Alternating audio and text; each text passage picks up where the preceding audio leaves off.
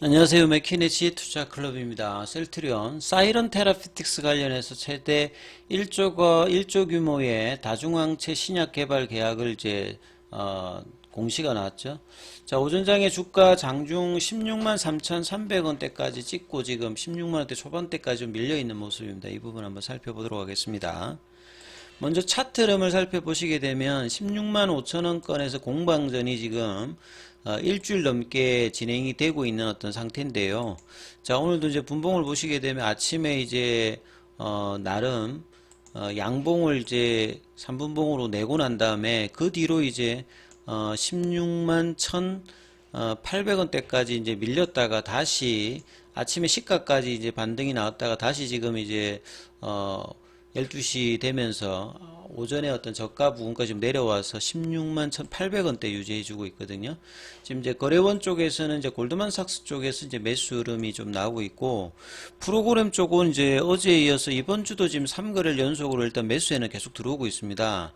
그래서 수급상으로는 이제 이런 흐름들을 계속 보여주고 있고, 좀처럼 근데 16만 5천원대에서 방향성을 못 내면서 하락도 그렇게 깊은 편도 아니고, 그렇다고 해서 상방으로 지금 이 저항선으로 역할을 하고 있는 이 5일선과 21 이평선을 강하게 또 이렇게 위로 뚫어놨던 모습들도 보이지 않으면서 12월 달 들어서는 계속 이제 행보의 흐름들을 보여주고 있죠.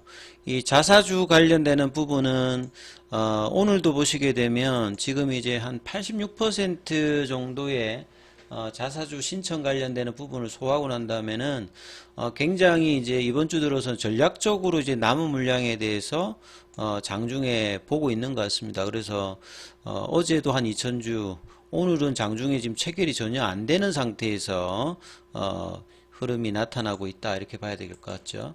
그래서 옷장에 16만 5천 원에서 멀어지면 좀 안 되니까요. 예, 16만 뭐 아침에 이제 고가인 16만 3천 원대 위로 이렇게 올리는 어떤 흐름들이 거래량과 더불어서 나오는지 여부가 일단 차트상으로 중요합니다. 아침에 근데 이제 장 시작하고 난 다음에 9시 45분에 나왔던 이제 공시 관련되는 부분, 다중항체 관련해서 발굴, 연구개발 관련되는 부분, 이 부분 한번 살펴보면요.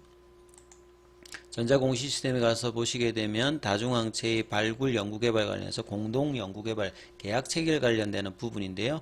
자, 조건부 계약 관련되는 부분에서 이제 이후에 이제 연구개발이 중단된다든지 이 품목허가가 뭐 실패된다든지 이러면 계약이 언제든지 뭐 해지될 수 있는 부분이고요. 그 다음에 이 사이런 테라피틱스 같은 경우에는 이 셀트리온에 의해서 제시되는 표적 항원에 결합하는 이 3종 이상의 어떤 다중항체를 발굴, 연구 개발하는 공동 연구 개발입니다.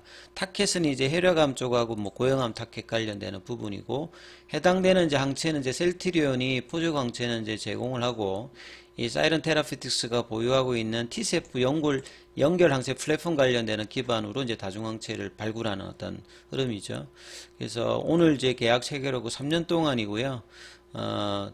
이 계약금 관련되는 부분들은 뭐 연구 개발 과정에서 변동될 수 있는데, 전체 계약 규모로 보게 되면 1조 한 1,500억대 정도 됩니다. 예. 그래서 중간에 이제 개발 마이스톤 관련되는 부분에서는 개별 다중 항체별로 최대 뭐 105억 정도. 그 다음에 이게 성공하게 되면 이제 판매 마이스톤이나 로열티는 이제 전체 누적 순매출액의 1.6%고, 판매 마이스톤 같은 경우에는 10조를 이제 달성하게 되면 이제 3,200억 정도 이제 지급합니다. 이 둘 중에서 이제 선택을 하는 형태로 되어 있습니다. 자, 셀트리온의 이제 반기 보고서에서 보면 셀트리온이 탑업인 출자 관련되는 현황이 항목들이 뜨는데요. 전체 이제 그 반기 기준으로 기말 잔액 자체가 거의 한 7천억대 정도 투자를 해 있습니다. 대부분이 이제 비상장사인데 2006년도에 이제 유방암 쪽으로 이제 뭐 미국의 ANG 이 파마슈티컬스 관련되는 부분에서 여기도 보면 대부분 이제 투자를 할 때 20억대 정도 하는 게 평균적인 것 같아요. 그 이중항체 관련되는 그 AB 프로 관련되는 부분에서는 여기도 한 28억이죠. 2020년 작년도에 투자를 했을 때. 그리고 이제 ADC 관련 쪽에 이제 피노바이오 관련되는 부분들도 한 20억대 정도 단수 투자 형태로 이제 이렇게 돼 있고, 그 다음에 익수다 같은 경우에는 그 이제 누적 금액 자체가 장부가액으로 한 179억 정도 이렇게 되어 있고요. 그리고 올해 5월 달에도 이제 그 사이런 테라피틱스 관련해서 한 22억 정도 투자를 한 상태가 있거든요.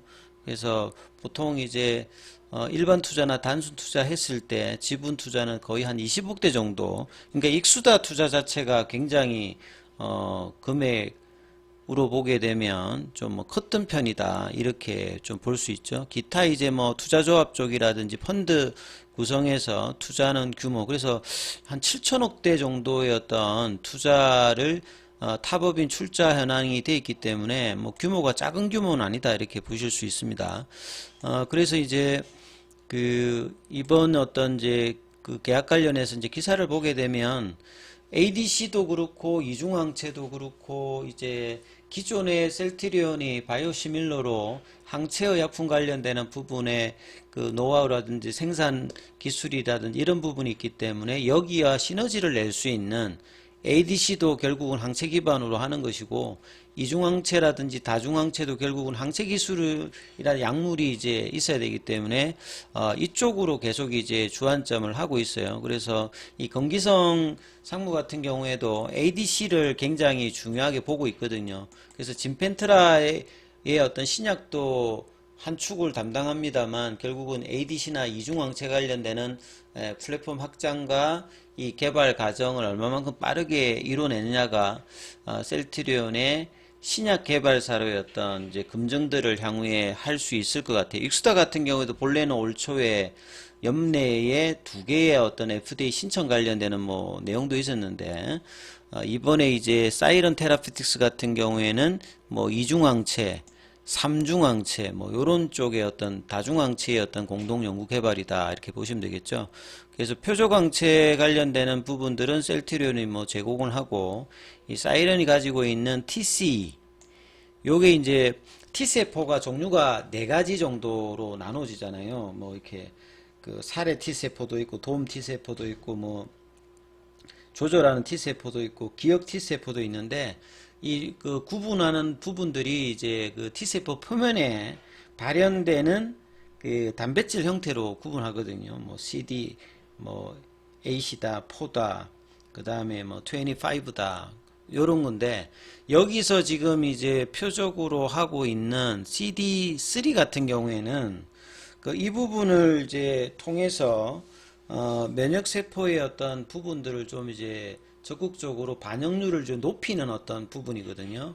그래서 이거하고 이제 결합한 어떤 플랫폼을 가지고 있는 회사다, 이렇게 보시면 되겠습니다. 그래서 T세포를 통해서 암세포를 효과적으로 공격해서 항암 효과를 유도하는 어떤 치료제다. TC 최근에 조금 이제 각광을 받고 있습니다. 보통 이런 항체라든지 면역 항암제 관련되는 부분들이 혈액암과 고용암 쪽에서 계속 확장을 하고 있지 않습니까? 기존에 이제 혈액암 쪽뿐만 아니라 이제 고용암 쪽으로 이제 확장을 하고 있기 때문에 이런 부분에 대해서 이제 시장의 관심이 좀 높아지고 있다. 그래서 혈액암 외에도 고용암까지 지금 타깃을 높여서 공동 개발하는 어떤 부분이다, 이렇게 이해를 하시면 될 것 같고요.